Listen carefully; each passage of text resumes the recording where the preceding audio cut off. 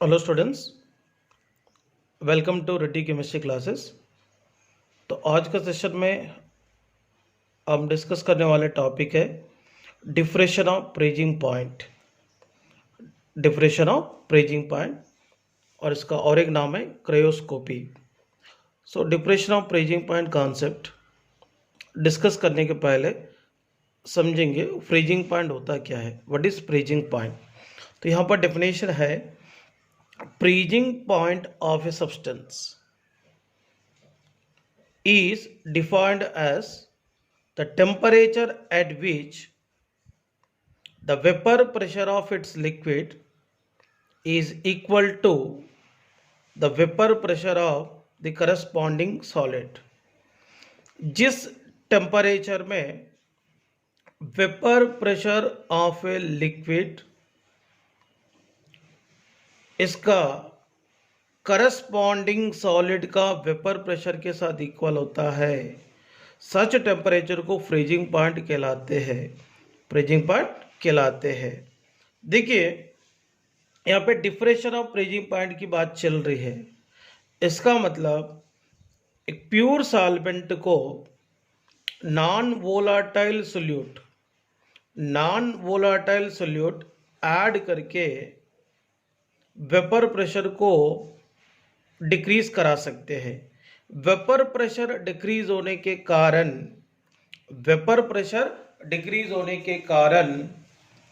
Lower temperature में solution की vapour pressure solid के वेपर प्रेशर को इक्वल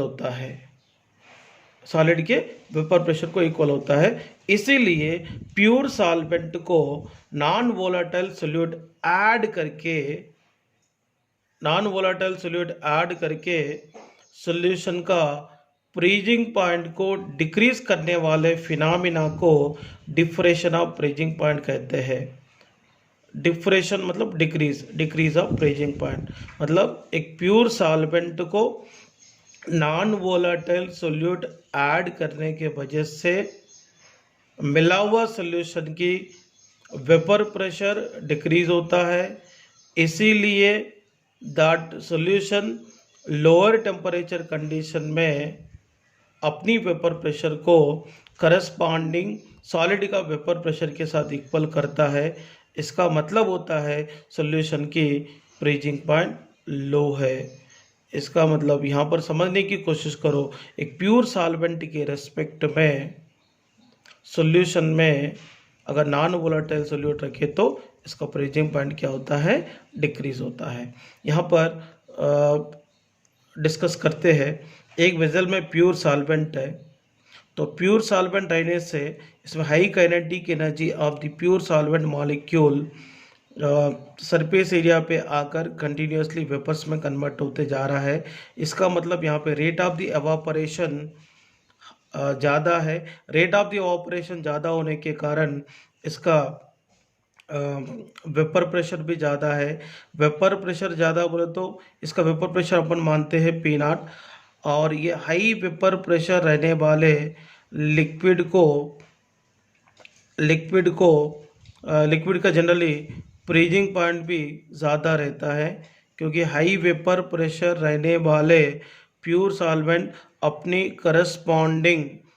करस्पॉन्डिंग सॉलिड का वेपर प्रेशर को इक्वल होने के लिए यहाँ पे टेम्परेचर को ज़्यादा चेंज करना पड़ता है, इसीलिए इसका फ्रीजिंग पॉइंट जनरली ज़्यादा है। मगर यहाँ पर देखिए एक सॉल्यूशन है और इस सॉल्यूशन में नॉन वोलाटाइल सोल्यूट प्रेजेंट है। इसका मतलब यहाँ पे एक बात याद रखना, प्योर सॉल्वेंट की वेपर प्रेशर पी नॉट है और इसकी फ्रीजिंग पॉइंट टी नॉट है। सो ये प्योर सॉल्वेंट को अपन पूरा वेपर प्रेशर को और फ्रीजिंग पॉइंट को मेजर कर लेना।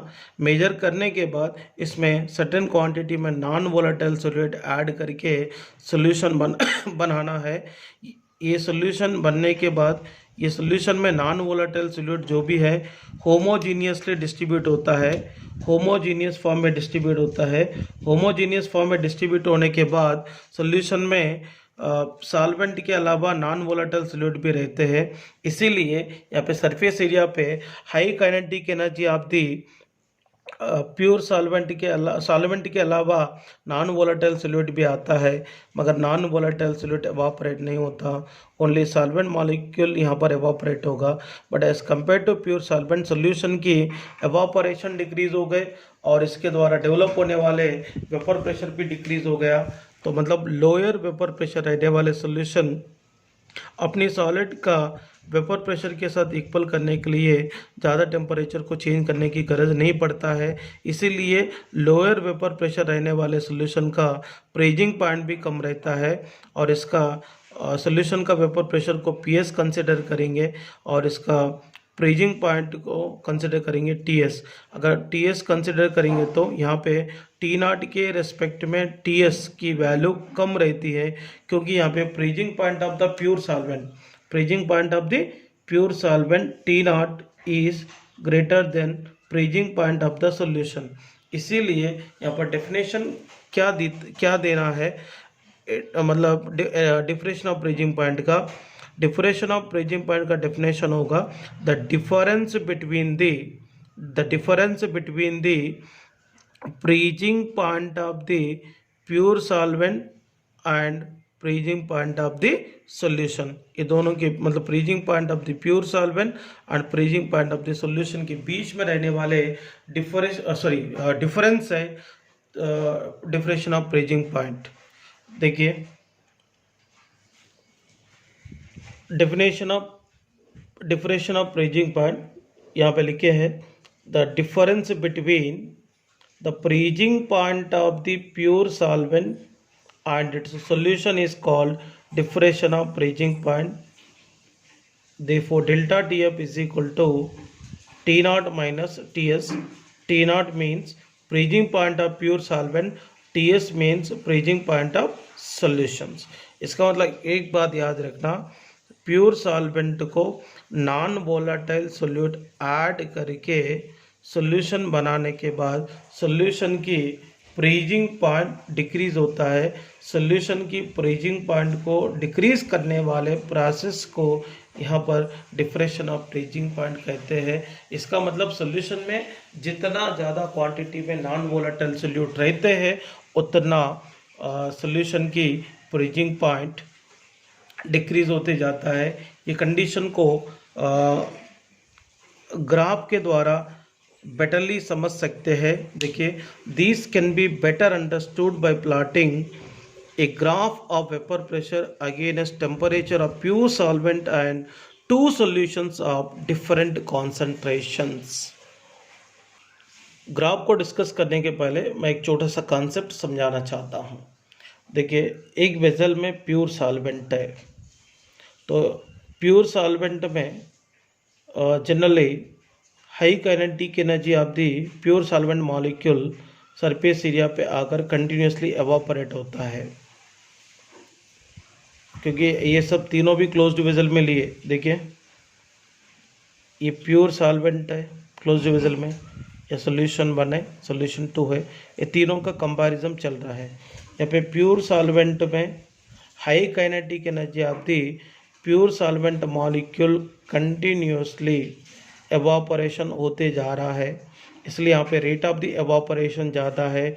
Rate of the evaporation high होने के कारण इसकी वेपर प्रेशर भी ज़्यादा रहता है, इसीलिए vapour pressure of the pure solvent क्या है, पी नॉट है, और इसकी फ्रीजिंग पॉइंट क्या है, टी नॉट है। तो बाद में क्या करना है, प्योर सॉल्वेंट को थोड़ा क्वांटिटी में नॉन वोलेटाइल सोल्यूट ऐड करके सोल्यूशन 1 बनाना है। सोल्यूशन 1 की वेपर प्रेशर कम होता है और फ्रीजिंग पॉइंट भी कम होगा, और इस सोल्यूशन 1 की फ्रीजिंग पॉइंट T1 है P1 वेपर प्रेशर की कंडीशन में, और सोल्यूशन 1 से भी लार्जर क्वांटिटी में नॉन वोलेटाइल सोल्यूट को रख के सोल्यूशन 2 को बनाते हैं। सोल्यूशन 2 में नॉन वोलेटाइल सोल्यूट की क्वांटिटी ज़्यादा है, इसीलिए इसका वेपर प्रेशर डिक्रीज़ होता है, और वेपर प्रेशर डिक्रीज़ होने से इसका फ्रीजिंग पॉइंट भी डिक्रीज़ होगा, इसलिए सोल्यूशन 2 का वेपर प्रेशर मानते हैं P2 और इसका फ्रीजिंग पॉइंट मानते हैं T2। इसका मतलब यहाँ पे प्योर सॉल्वेंट की वेपर प्रेशर ज़्यादा है सॉल्यूशन 1 से, सॉल्यूशन 1 की वेपर प्रेशर सॉल्यूशन 2 से ज़्यादा है। इसीलिए यहाँ पर देखिए freezing point of pure solvent solution 1 से ज़्यादा शो करता है, सॉल्यूशन 1 की फ्रीजिंग पॉइंट सॉल्यूशन 2 से ज़्यादा रहता है।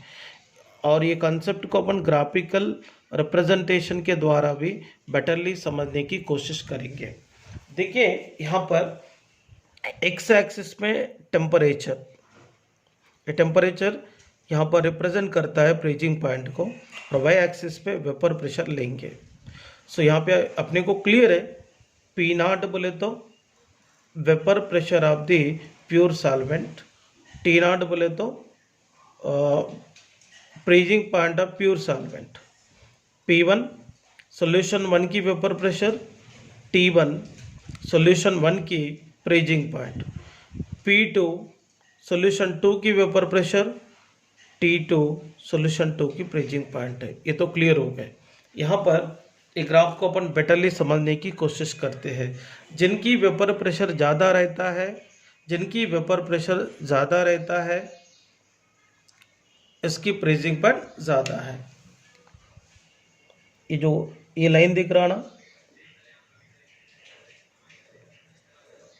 ये सॉलिड फेज को रिप्रेजेंट करेगा। देखिए यहाँ पे P not vapour pressure of the pure solvent ज़्यादा है, थोड़ा कम सॉल्यूशन 1 का वेपर प्रेशर है, इससे भी कम सॉल्यूशन 2 का वेपर प्रेशर है। देखिए यहाँ पर सॉल्यूशन 2 की वेपर प्रेशर सबसे कम है। इसमें देखिए प्योर सॉल्वेंट की वेपर प्रेशर हाई होने के कारण इसका फ्रीजिंग पॉइंट भी ज़्यादा हो गया। देखिए vapour pressure of pure solvent ज़्यादा है, फ्रीजिंग पॉइंट ज़्यादा है।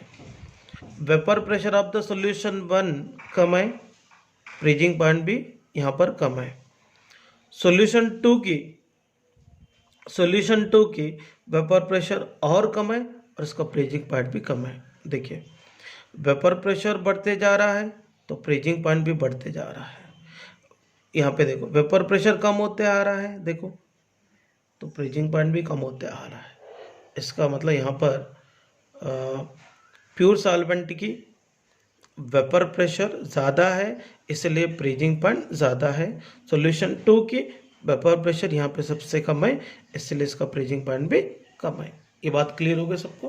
तो इसमें देखिए ये पॉइंट को अपन कंसिडर करते हैं ए, इसको कंसिडर करते बी, और इसको कंसिडर करते सी, इसको कंसिडर करते डी, इसको कंसिडर करते ई।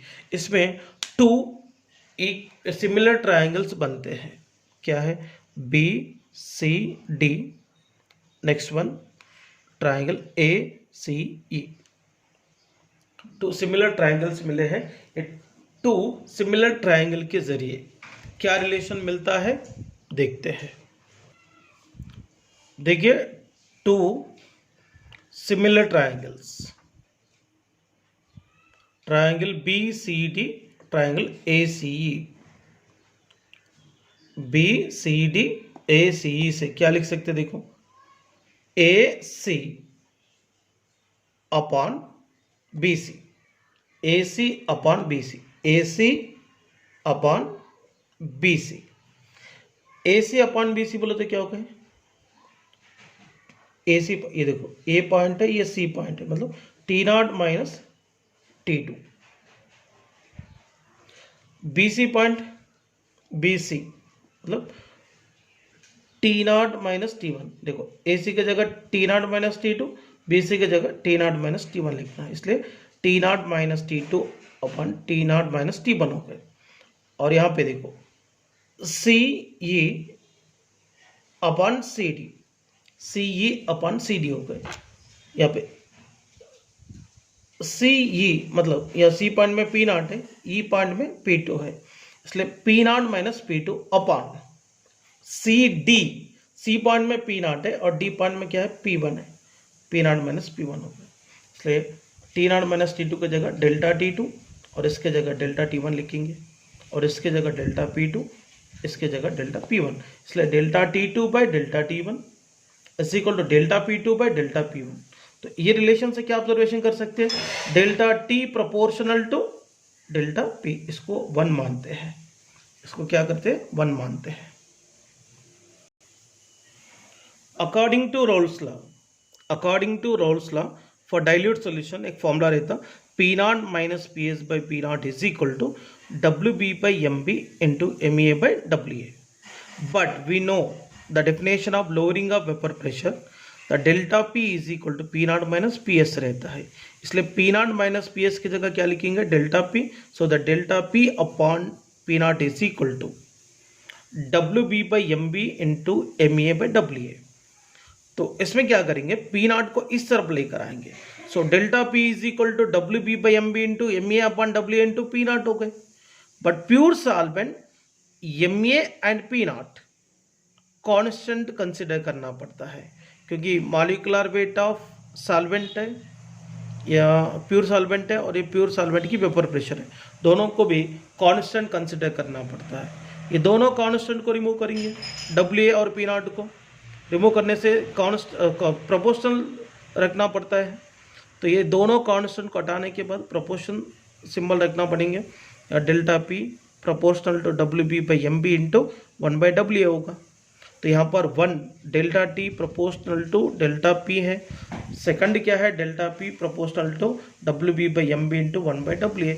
सो दैट इक्वेशन 1 और इक्वेशन 2 को ऑब्जर्वेशन करेंगे, तो फ्रॉम इक्वेशन 1 एंड इक्वेशन 2 से क्या लिख सकते हैं, ये डेल्टा P की जगह डेल्टा T लिख सकते हैं। फ्रॉम 1 एंड 2 वहाँ डेल्टा P की जगह डेल्टा T पुट करने के बाद क्या होगा, delta T proportional to WB by MB into 1 by WA होगा। अगर यहाँ पे डेल्टा T की जगह मैंने डेल्टा TF इसलिए लिखा, ये फ्रीजिंग पॉइंट के कंडीशन में चल रहा है, इसलिए delta T is equal to, यहाँ प्रपोर्शन को सिंबल को हटाएंगे तो K डैश लिखेंगे, delta TF is equal to K dash into WB by MB into 1 by WA।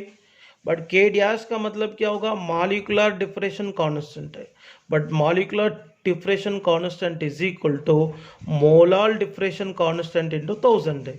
तो ये K डैश की जगह ये पुट करेंगे, तो पुट करने के बाद क्या होगा, delta TF is equal to KF into 1000 into WB by MB into 1 by WA आया है। KF कौन है, मोलर डिफरेंशियल कांस्टेंट, और इसका और एक नाम है क्रायोस्कोपिक कांस्टेंट है।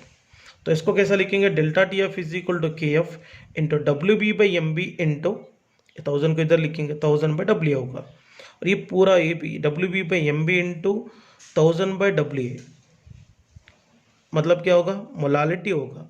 सो that molality is equal to WB by MB into 1000 by WA है, इसलिए क्या करेंगे, तो इसके जगह M लिखेंगे, delta TF is equal to KF into M आया है।